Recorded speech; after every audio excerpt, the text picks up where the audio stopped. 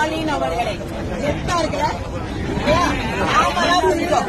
மாண்புமிகு எதிர்கட்சி தலைவர் ஸ்டாலின் அவர்களே இருந்திருக்கணும். ஆனா அத முதல்வரா மாத்துறது நம்ம.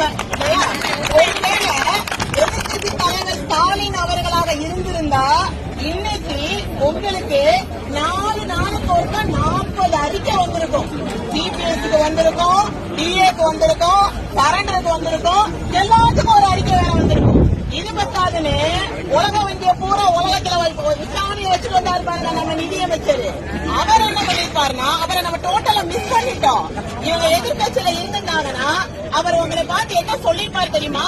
நீங்க ஒரு ஜிபிஎஃப் கிடையாதுங்க, 2 ஜிபிஎஃப்க்கு நீங்க எலிஜிபிள், நீங்க வாங்கிடலாம், உங்களுக்கு நான் போட்டு தரேன் பாருங்க கணக்கு, நீங்க அந்த ஆள் கொடுத்துருப்பாரு.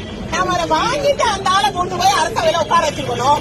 இப்ப பண்ண தப்பு இப்ப ஒண்ணும் இல்ல, பிபிலி காப்பி பாடி போயிட்டு வா அப்படின்னு அவர் சொல்லிட்டு இருக்காரு. இதுதான் நாம செஞ்ச தப்பு இல்லையா? அப்ப எதிர்கட்சி தலைவரா இருந்திருந்தா ஒருவேளை நம்மளுடைய அறிக்கைகள் எல்லாம் நல்லபடியாக இருந்திருக்கும். இன்னைக்கு நம்மள சந்திச்சிருப்பாரு ஸ்டாலின் அவர்கள், நான் இருக்கேன் அப்படின்னு சொல்லியிருப்பாரு இல்லையா? அதோட கொடுமை என்னன்னா காலையில ஆட்டி வச்சுட்டு வந்த மாவு வேற புளிக்கல.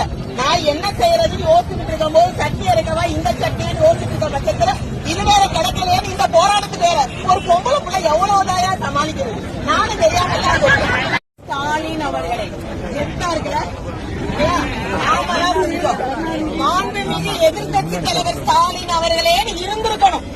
ஆனா அத முதல்வரா மாத்துறது நம்ம.